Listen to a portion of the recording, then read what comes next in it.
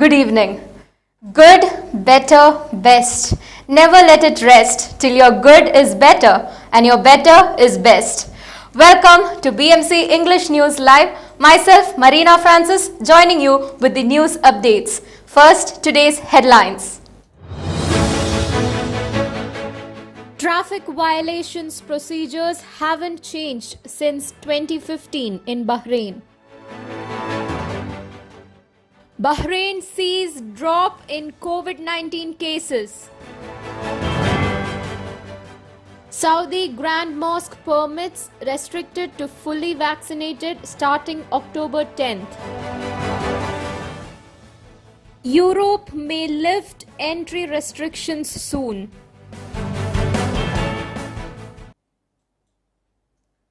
News in detail. Traffic violations procedures haven't changed since 2015. Director General of Traffic Brigadier Sheikh Abdul Rahman bin Abdul Wahab Al Khalifa has asserted that the legal procedures for traffic violations, including crossing speed limits, have been the same since the endorsement of the new traffic law in February 2015. He said that crossing the speed limit is among the most common traffic practices that risk the safety of road users and the lives of the violated drivers. The Director General explained that setting speed limits on roads is based on many criteria, on top of them protecting lives and traffic safety. Other factors include the design of the road, number of lanes and distance between junctions. Therefore, it is important to keep the speed limit by following the speed limit signs. He called upon drivers to follow the speed limits and the law, highlighting that adhering to the traffic rules has contributed to the reduction of traffic injuries and fatalities by 60% until 2020, despite the increase in the number of vehicles, traffic jams and the new urban projects. His Majesty the King performs Friday prayers. His Majesty King Hamad bin Isa Al Khalifa yesterday performed the Friday prayer at the Al Safriya Palace Mosque. During the prayer also performed by Their Highnesses, His Majesty the King's sons, Chairman of the Sunni Endowments Council, Dr. Sheikh Rashid bin Mohammed Al Hajeri, delivered the Friday prayer sermon in which he praised Allah the Almighty for blessing the Kingdom of Bahrain and its people with security, stability and prosperity under the leadership of His Majesty King Hamad.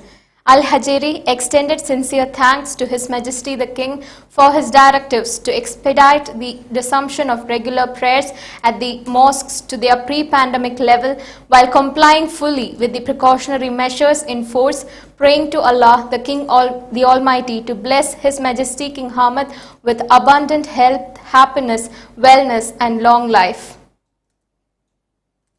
MPs set to debate 110 key proposals. MPs will have their hands full as they are set to discuss 110 proposals during their first regular weekly session on Tuesday. Parliament is back from a 5-month recess for the last term of their 4-year tenure. The topics include 24 new government drafted bills, 3 bills referred by the Shura Council, 12 decrees issued by His Majesty King Hamad and 70 government replies on parliamentary proposals. Legislators will also debate amendments to the press law, insurance against unemployment, foreigners law as well as the closing financial statement of the Future Generations Fund 2020. Plan to reduce fuel prices struck down. Government has struck down a parliamentary proposal to reduce fuel prices. Parliament and Shura Council Affairs Minister Ghanim Al Buainain, in a written reply on behalf of the Cabinet, stressed that fuel prices in Bahrain were reasonable compared with international market rates. Fuel prices are under continuous review, taking into account public interest. We also have to strike a balance between living standards and government revenues, said Mr. Al Buainain. The government is already subsidizing fuel despite international rates going up during the pandemic. New dates factory to come up in Ali. Works Ministry plans to build a dates factory in Haurat Ali for processing dates produced in the kingdom.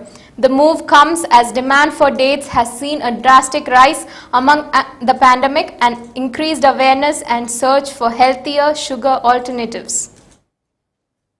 Bahrain sees drop in COVID-19 cases. Bahrain witnessed a drop in COVID-19 infections last week. The average number of daily cases declined to 59 between September 30th and October 6th, compared with 65 the week prior, the Health Ministry said in a report yesterday.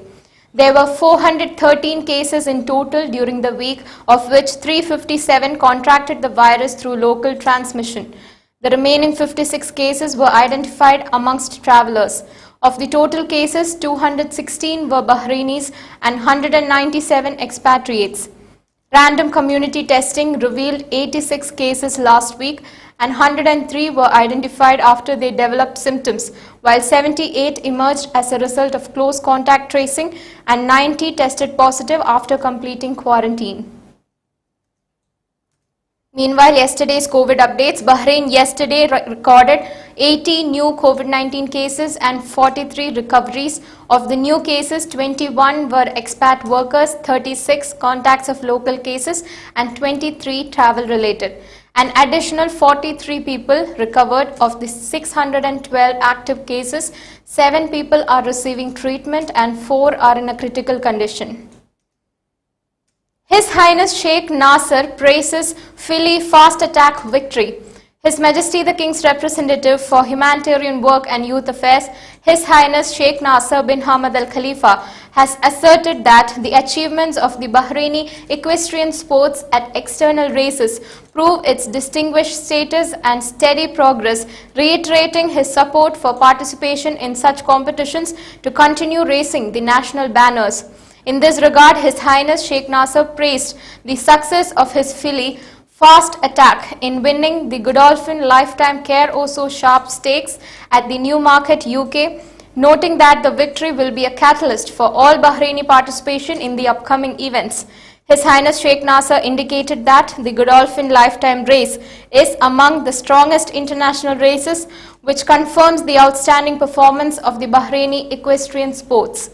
His Highness Sheikh Nasser commended the efforts of Fawzi Nas, trainer Simon and Ed Crisford and jockey James Doyle, wishing them further success. Now we will be back after a very short break.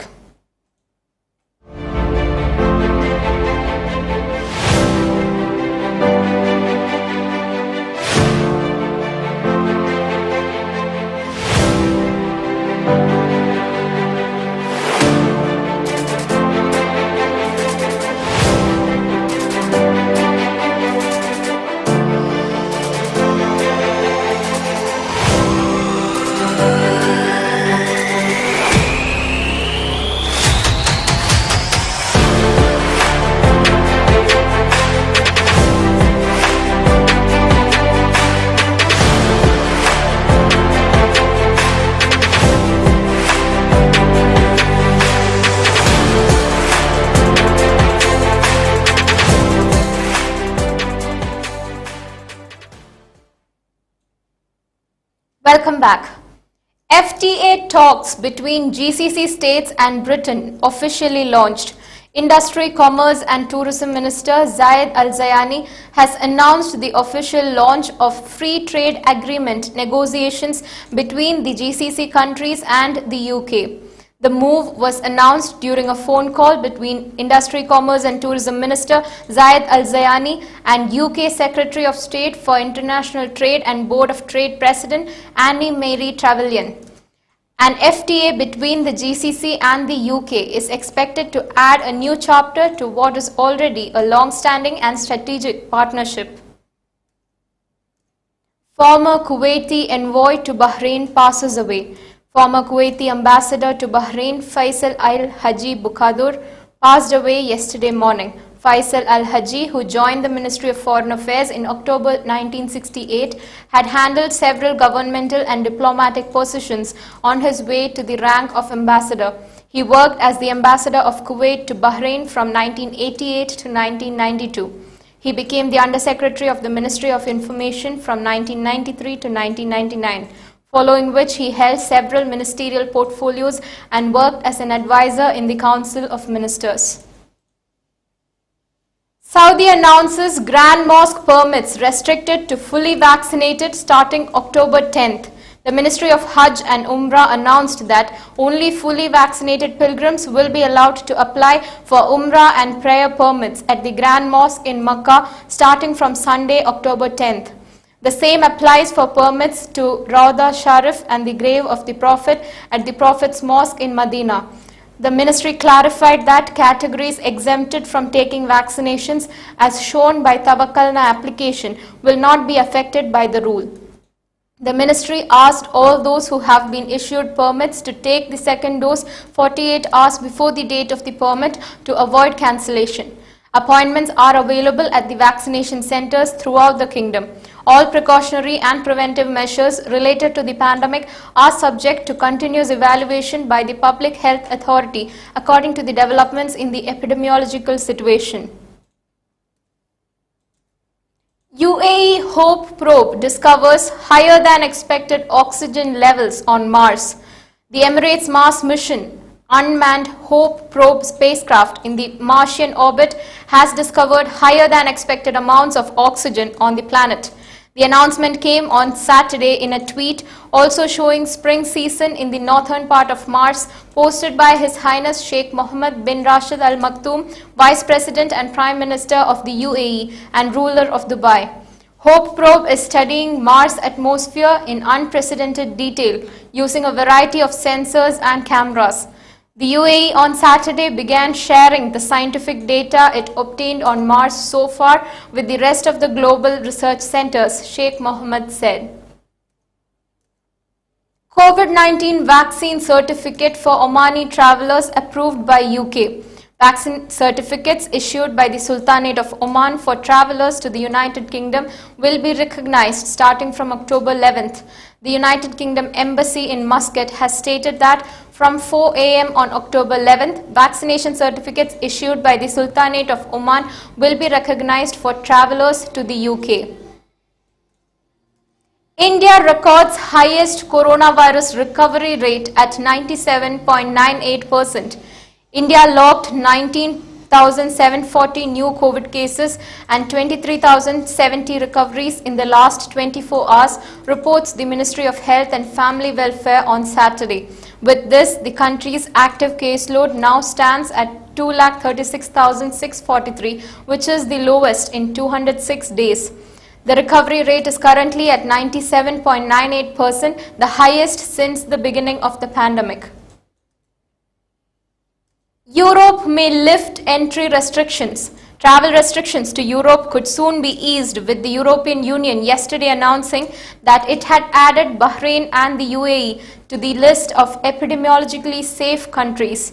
The EU Council of Ministers urged all member states to lift entry restrictions on travelers from Bahrain and the UAE after both countries marked a drop in the number of coronavirus cases recorded in their territory in the recent weeks. UK eases travel restrictions further by slashing red list.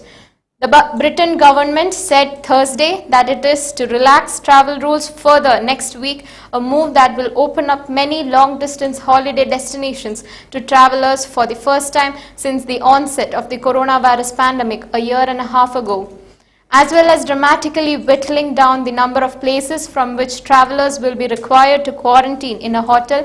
The government said it would recognize the vaccination programs of dozens more countries. UN declares access to a clean environment a human right. The UN Human Rights Council on Friday recognized access to a clean and healthy environment as a fundamental right, formally adding its weight to the global fight against climate change and its devastating consequences. Volcanic lava in Spain's La Palma engulfs more houses.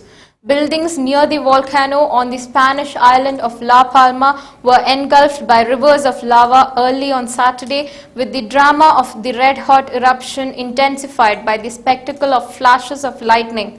The magma destroyed at least 4 buildings in the village of Callejon de la Gata.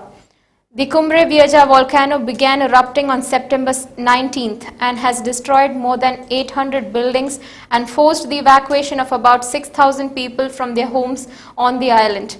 La Palma, with a population of about 83,000, is one of the Canary Islands in the Atlantic. Lightning flashes were seen near the eruption early this morning. US will accept WHO-approved COVID-19 vaccines for international visitors. The United States will accept the use of international visitors of COVID-19 vaccines authorized by US regulators or the World Health Organization, the Centers for Disease Control and Prevention said late on Friday.